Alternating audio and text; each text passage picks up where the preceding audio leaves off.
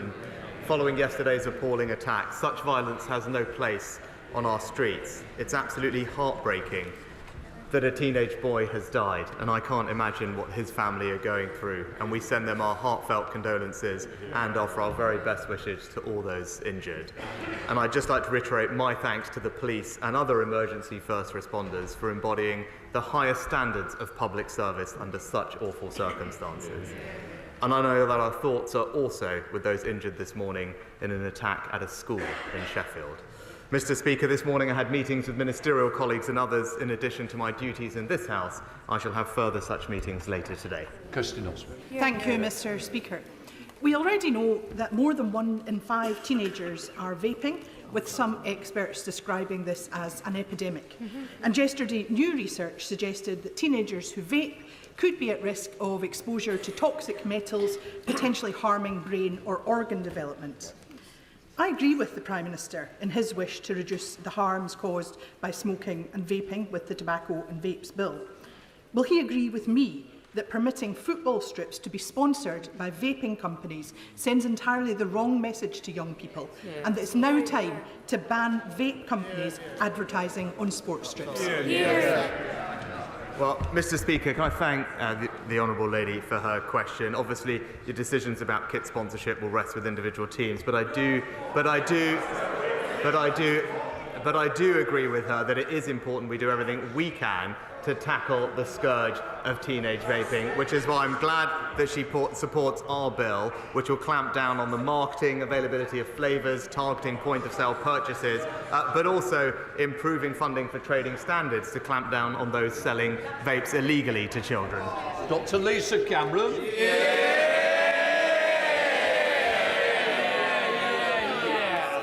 Many thanks, Mr. Speaker. My husband is a veteran, and the defence of the country is the government's first duty to protect people across the United Kingdom.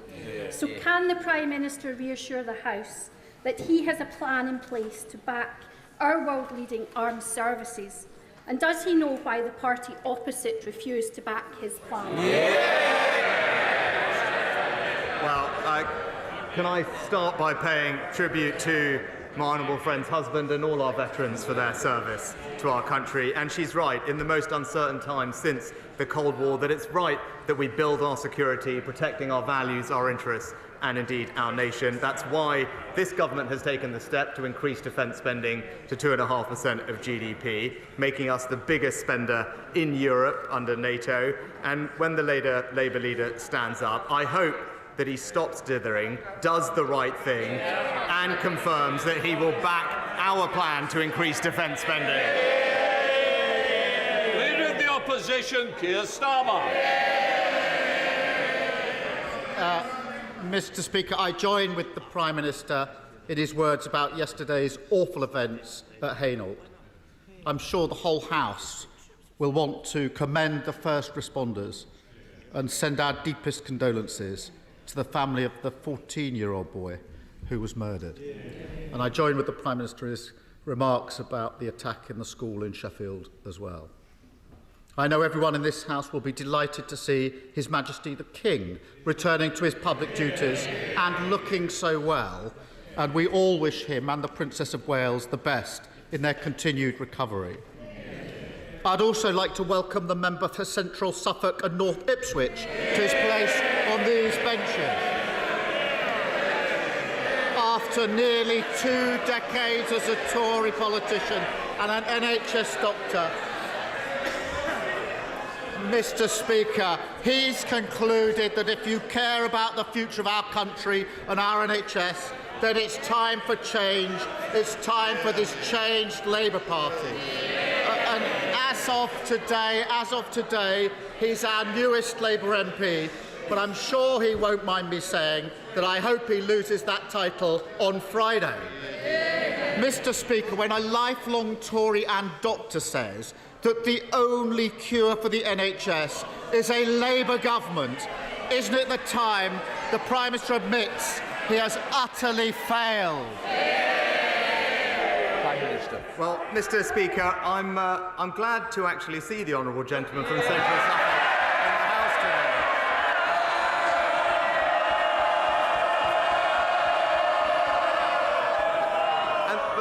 that's because he recently pointed out that residents of his local Labour council are, and I quote in his words, charged much more in council tax, but in return receive lower quality services. Now, he's been wrong about some things recently, but on that point, he's absolutely right. And this week, people everywhere should vote Conservative.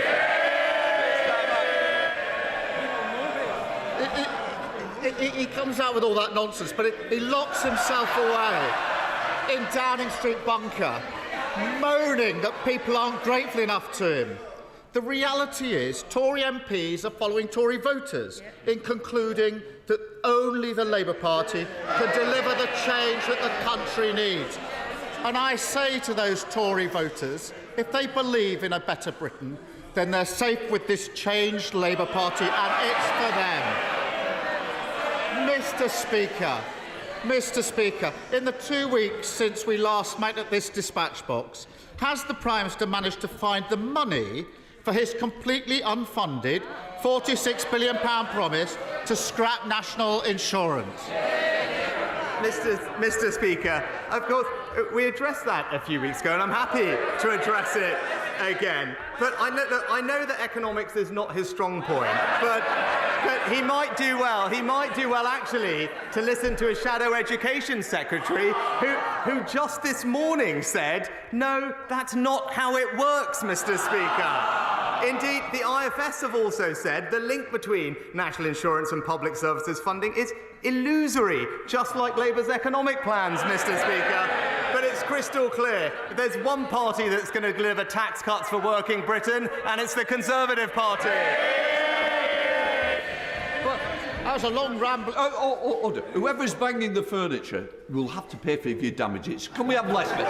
We are not at the sixth form now. Come on, Well, that was a long rambling non-answer to the question, which was, has he found the money to fund his £46 billion promise to abolish national insurance? And whenever he's asked about the date of the election or people's pensions, he acts as if answering straightforward questions is somehow beneath him.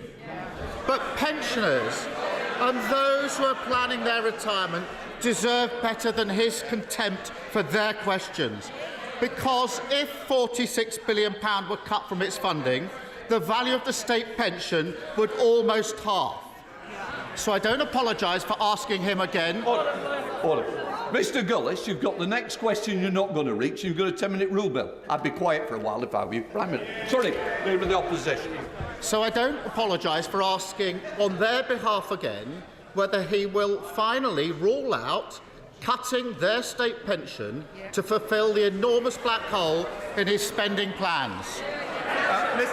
Mr. Speaker, of course we can rule that out, and the honourable gentleman should stop scaremongering, because it's thanks to the triple lock that we've increased pensions by £3,700 since 2010, and they will rise in each and every year of the next Parliament. But it's Labour that always hits pensioners hard. It's his mentors, Blair and Brown, that broke their promises, raised pension taxes by £118 billion and delivered an insulting 75p rise in the state pension.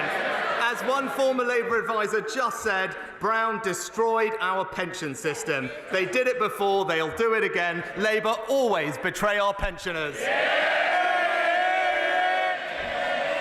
Mr. Speaker, it's clear he can't answer the question where he's going to find this £46 billion. No, he said, luckily for him, that's where he said it's not coming from. It's not said where it's coming from. Luckily for him, one of his peers, Lord Frost, yes, him again, does.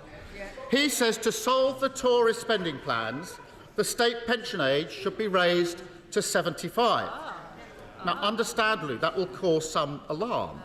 So will the Prime Minister rule out forcing people to delay their retirement by years and years in order to fulfil his £46 billion black hole? Mr. Speaker, I've answered this multiple times to the Honourable Gentleman. I'm happy to say again, this is the party that has delivered and protected the triple lock. But I know, Mr. Speaker, ultimately he's not worried about any of this, because we all remember that he's got his very own personal pension plan. I think we all remember it. it, Mr. Speaker. Indeed, it comes with its very own special law. It was called the Pension Increase Scheme for Keir Starmer QC. It's literally one law for him and another one for everyone else. He wants to abolish national insurance. It'll cost £46 billion, and he won't tell us where the money is coming from. We're no closer to an answer. I'm going to persevere, because last year the Prime Minister was apparently drawing up plans to remove the winter fuel allowance from pensioners. His Paymaster General went a step further. He said these are the sorts of things that we need to look at. So will he now rule out taking pensioners' winter fuel payments off them to help fund his £46 billion black hole?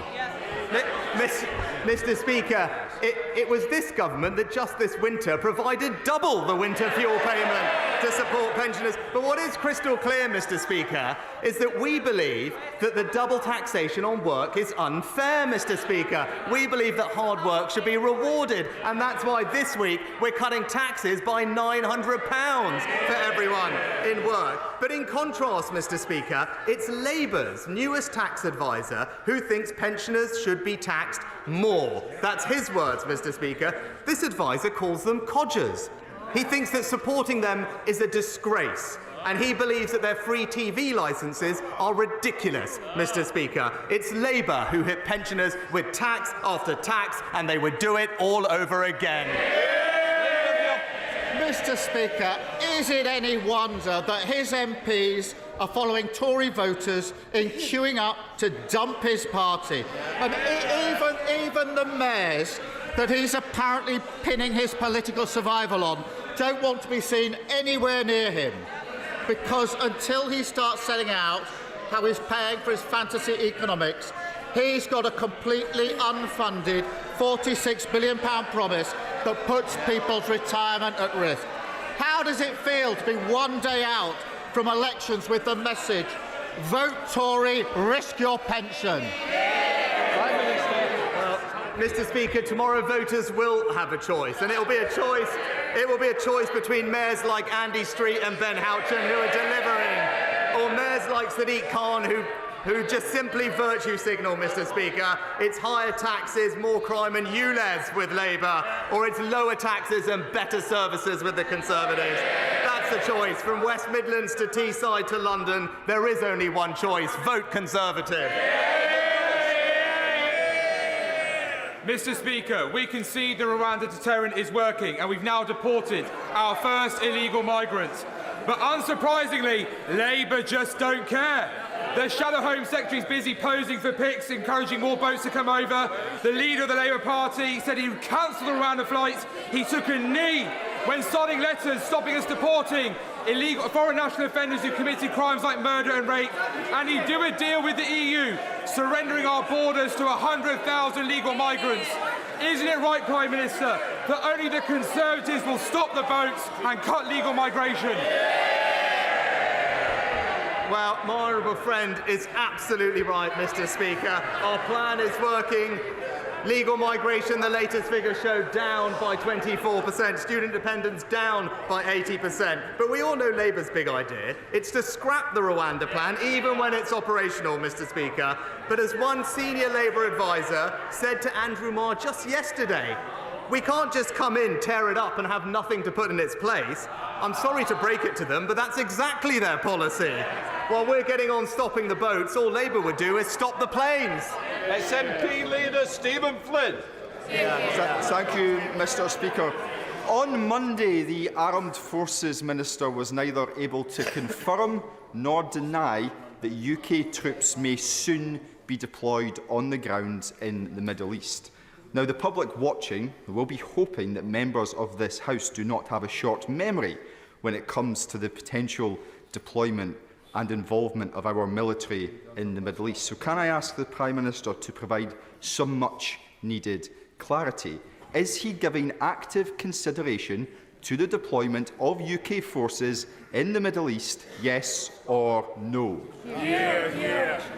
Mr. Speaker, you wouldn't expect me to get into any operational planning details, but what I will say is we are absolutely committed to supporting international efforts to get more humanitarian aid into Gaza, which is something I think the whole House would support. By land, sea and air, we've obviously tripled our aid commitment, and right now, together with the US, Cyprus and other partners, we're setting up a new temporary pier off the coast of Gaza to get aid in as securely and quickly as possible. Stephen Flynn. Mr. Speaker, let's all be in no doubt. Aid is required in Gaza, and it is required because when people are not being bombed, they are starving to death. The solution to that is a ceasefire and the opening of safe ground air routes, not the involvement on the ground of UK military personnel. These are dramatic and potentially dangerous developments. So will the Prime Minister confirm to the House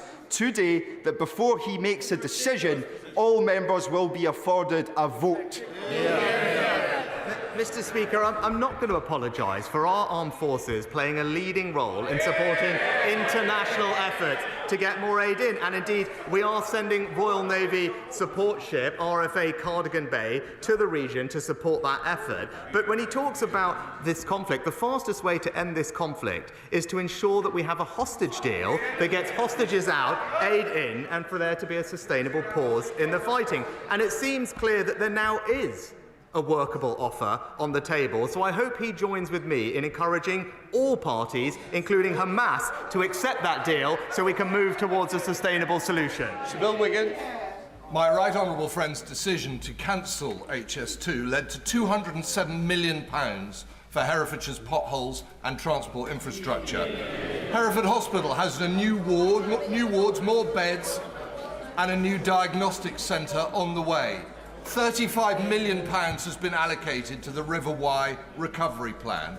Inflation is down, the Rwanda bill has been passed, and defence spending is increasing. Does my right honourable friend agree with me that if he carries on like this, he's going to win the next election?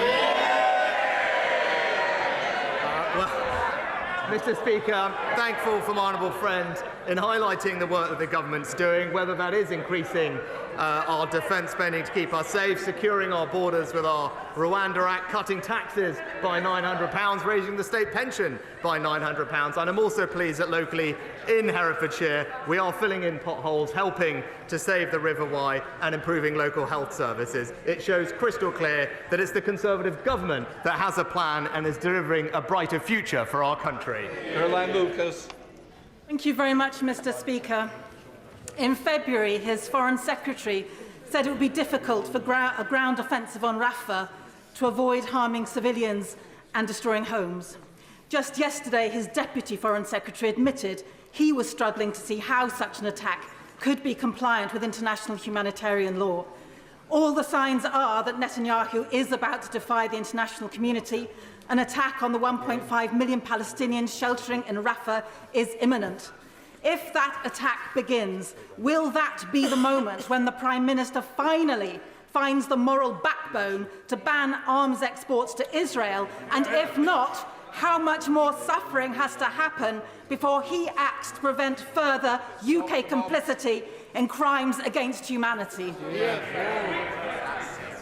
Well, Mr. Speaker, what the Honourable Lady did not acknowledge at all is that Israel suffered an appalling terrorist attack that kills hundreds of its citizens, and it does have the right to defend itself. Now, of course, as I've been crystal clear, we want to see humanitarian law respected and adhered to by all parties. Too many civilians have been killed, and we do want to see Israel take greater care to avoid harming civilians. I've made these points repeatedly to Prime Minister Netanyahu, specifically about the impact of any military incursion into Rafah, and we continue to say to the Israelis at all levels that we want to see more aid going in and bring about a hostage deal so we can move towards a sustainable ceasefire. Andrew Slew.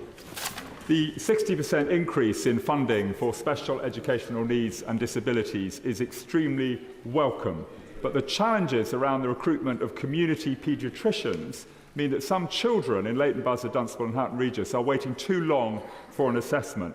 What can the NHS do to attract more of the 39,000 additional doctors recruited under this government into community paediatrics as a specialty, which is incredibly rewarding and important.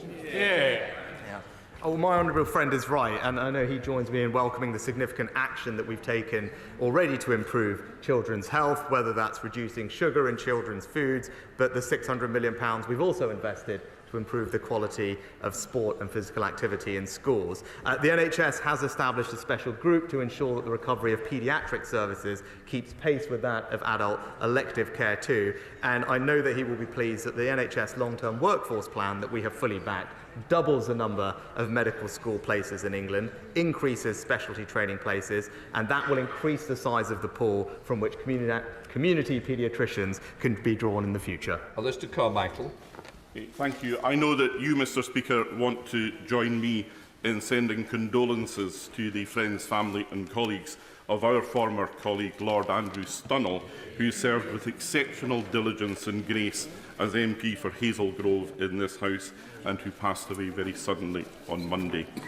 Mr Speaker, when the BBC ends long-wave radio transmission next year, they will also end access to electricity tariffs like total heating with total control, relied on by almost 1 million households across the United Kingdom.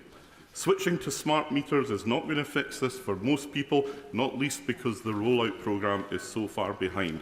So will the Prime Minister or possibly His Secretary of State for Energy get the energy companies, the regulator and the customer groups together so that we can stop passing the blame around and find a solution that does not yet again leave people in the Highlands and Islands behind and out in the cold? Well, Mr Speaker, I understand that an agreement has now been reached to ensure that radio teleswitching services will continue until June of next year, and Ofgem are also engaging with energy suppliers on their plans to support consumers through the transition. Whilst households that are currently covered by the service shouldn't be disadvantaged by the switch off, it's energy suppliers who are best placed to advise on tariffs for those who have been switched to a smart meter. However, I will make sure that the right honourable gentleman does get a meeting with the relevant minister to ensure that his constituents are not left behind during the transition. Peter Aldis. Thank you very much, Mr Speaker. The East of England is playing a lead role in delivering the UK's energy security, and without our contribution, the country will not be able to successfully transition to a renewable energy supply system. In recent months, our coast has taken a battering, and projects like the Lowestoft Flood Defence Scheme have been postponed. Will my right honourable friend ensure that government departments are fully coordinated so as to provide the region with good supporting infrastructure, proper protection for coastal communities and every opportunity for local people to take up exciting new jobs? Mr Speaker, we are levelling up across the United Kingdom and investing in places that need it most, including, as my honourable friend rightly highlights, our coastal communities. Almost £1 billion of levelling up funding has been allocated to the East of England, including £75 million for coastal places. I know that he welcomes the town deal for Lowestoft in particular, but I will ensure that my honourable friend gets a meeting with the relevant minister to discuss how we can further support his region, its role in our energy security, but particular its coastal communities. Deirdre Brown. Mr Speaker, the Greenpeace group Unearthed found 36 supposed grassroots campaign groups which were actually administered by Conservative staff and activists and were forums for vile racism, anti-Semitism and Islamophobic attacks on Sadiq Khan. Now, one hears of other such coordinated efforts around anti-20 mile/hour zones in Wales. Can the Prime Minister shed some light on these shady groups spreading abuse, their funding, their links to his party, and whether he is aware of similar operations existing elsewhere in the UK? If he won't, will he at least commit today to investigate and take action to tackle the sources of this grubby gutter politics? Mr Speaker, I'm not aware about the topic that the honourable lady raises, but I'm not going to make any apology for Conservatives pointing out the record of whether it's the SNP in Scotland or the Labour government in Wales, because that's exactly what democratic process is about. She might not like it when we highlight their record, but we will keep doing so that we can deliver for people across the United Kingdom. Thank you, Mr Speaker. I welcome our government's commitments to boosting defence spending and supporting Ukraine, made possible by this Conservative Prime Minister's international leadership and sound management of the economy. My constituents have been doing us proud supporting Ukraine, like the Pot Place Garden Centre delivering ambulances, medical equipment and supplies, and Steve Hodgson providing vital aid. Would the Prime Minister join me in paying tribute to my constituents and people up and down the land for their support for Ukraine, and reaffirm that we will continue to stand with Ukraine for the sake of freedom, democracy and global security? I join my honourable friend in thanking people up and down the country, including the fantastic work of his constituents, in supporting the Ukrainian community in the face of Putin's illegal invasion. We remain steadfast in support of Ukraine, and in total, since the war began, we've pledged over £12 billion of aid to Ukraine. Last week, we announced an additional £500 million of funding, which will be used to deliver much-needed ammunition, air defence and engineering support and drones. But more importantly, and President Zelensky welcomed this, we are able to now say that we'll continue with this level of support for as long as it takes because of the historic increase in our defence spending. And it's crystal clear that on this side of the House, we can say that our support to Ukraine will never waver. Margaret Greenberg. Thank you, Mr. Speaker. In 1969, my constituent Georgina Jacobs gave birth to a baby boy who she named Robert. Sadly, Robert was born asleep, and in those days the hospitals would ask the father to collect the baby's body, take it to the cemetery and leave it there for burial. For 53 years, Georgina didn't know exactly where Robert was buried. When she eventually found him, she shared her story on social media, and other mothers who'd been through the same experience got in touch. Since then, Georgina has located over 60 babies on behalf of grieving parents and has deservedly been presented with the Wirral Award for her achievements. Will the Prime Minister join me in congratulating Georgina on her award and on having brought comfort to so many parents and families? And will he, on behalf of all previous governments, apologise for this form of practice which left grieving parents with nowhere to visit their buried children?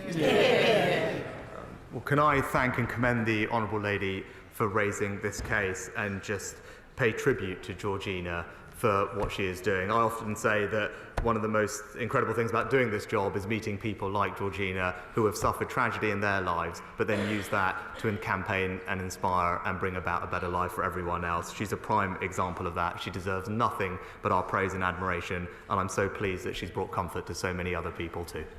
Palsy. Thank you, Mr. Speaker. Mr. Speaker, since I was elected in 2010, Rugby's seen employment grow by nearly 6,000, with 10% more of my constituents in work, much of which has been driven by investment from advanced manufacturing in places such as Anstey Park, where we've got the Manufacturing Technology Centre, which the Prime Minister visited, High Temperature Research Centre, Rolls-Royce, Parker Meggitt, Fanuc and the London Electric Vehicle Company. Given that every Labour government has left office with unemployment higher than when they came in, can the Prime Minister see any reason why anybody would want to put this fantastic progress at risk?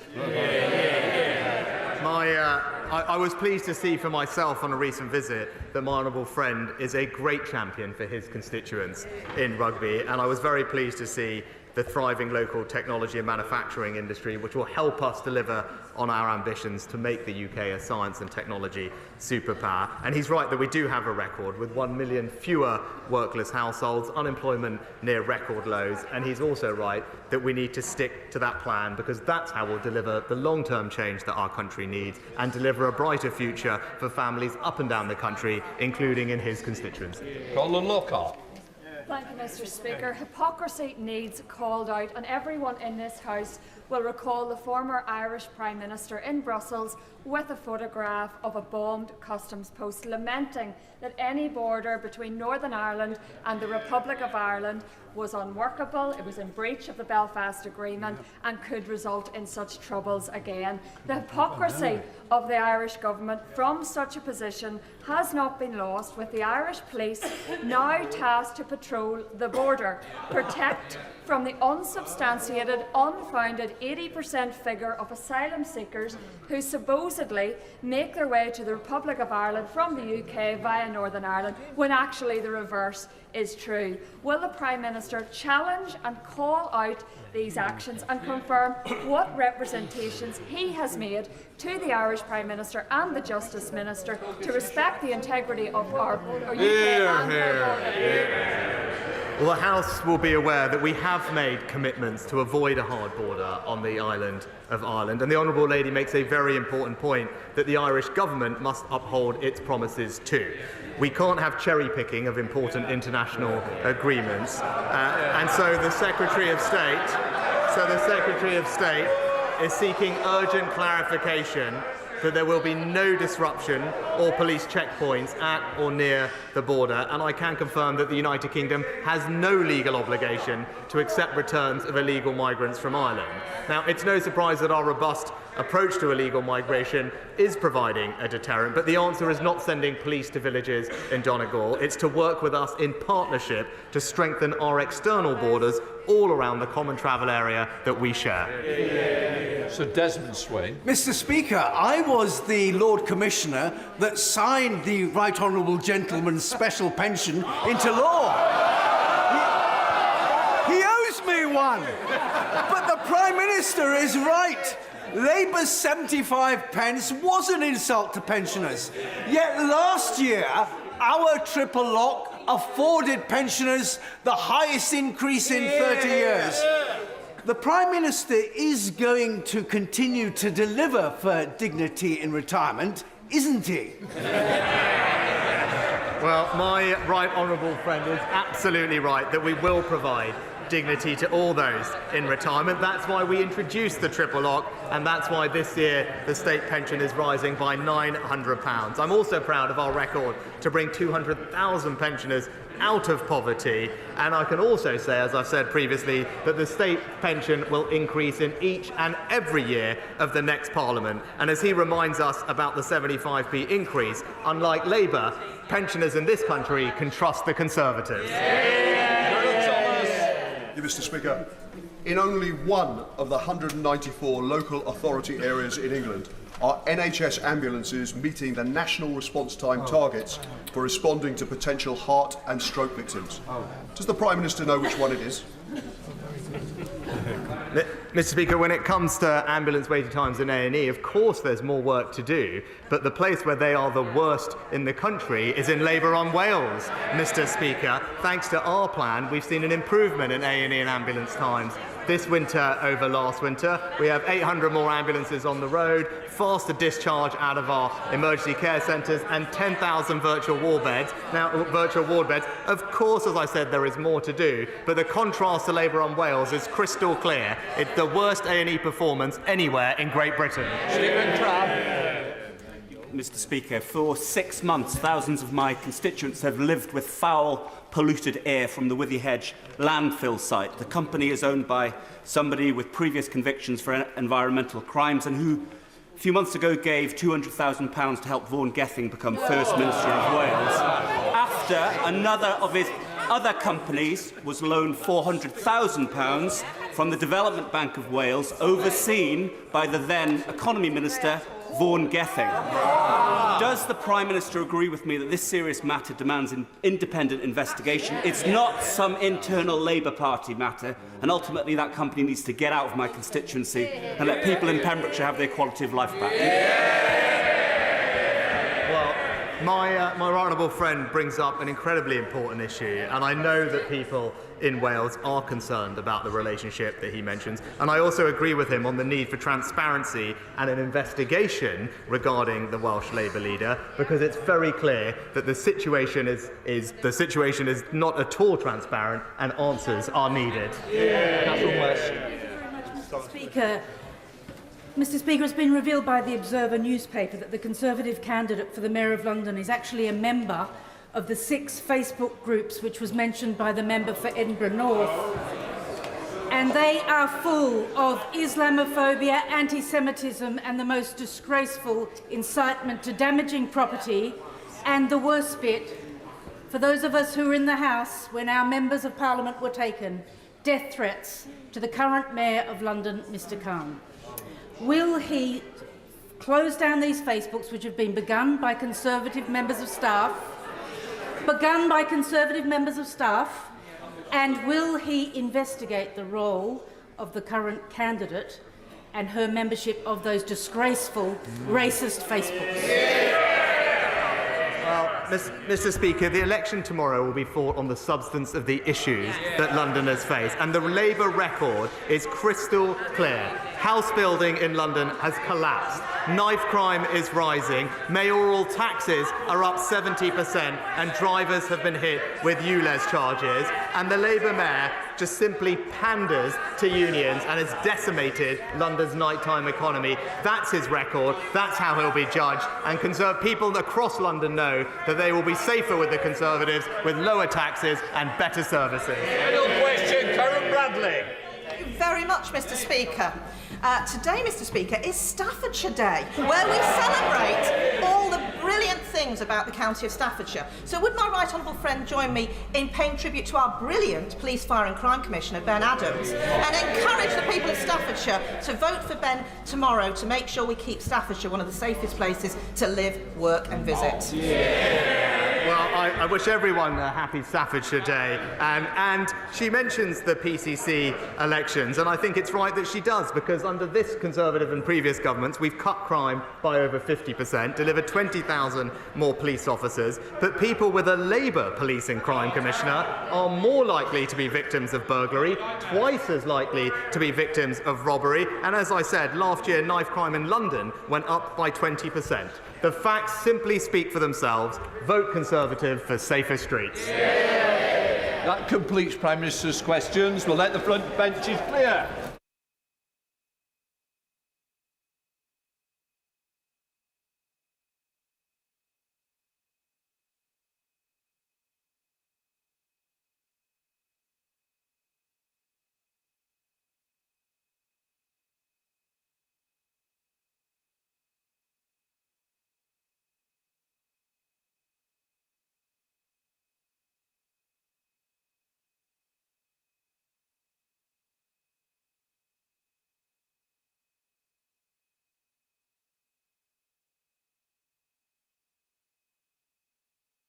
To the first of the statements, I call Minister Tom Pesley.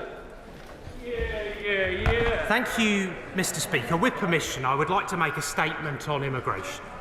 This government is committed to reducing immigration into the United Kingdom, both legal and illegal immigration. Legal immigration has risen in recent years, in part because we've extended the hand of friendship to people fleeing conflict and persecution in Ukraine, Hong Kong and Afghanistan. That was the right thing to do. But another factor has been rising numbers of overseas students and workers and their dependents. They've risen to unsustainable levels. The steps my right honourable friend, the Home Secretary, announced last year to cut net migration will mean that around 300,000 people who would have been eligible to come to the UK will now not be. We have restricted most students from bringing dependent family members, increased the salary most skilled worker migrants need to earn to get a visa by almost 50% to $38,700, stopped overseas care workers from bringing dependent family members with them, raised the minimum income for family visas to ensure that people are supported financially, and scrapped the 20% going rate salary discount for shortage occupations and replaced the shortage occupation list with a new immigration salary discount list. The latest estimates from the Office for National Statistics show that net migration in the year to June 2023 was 672,000. This is 73,000 lower than 6 months earlier. These are provisional figures and we need to go further, but these are encouraging signs.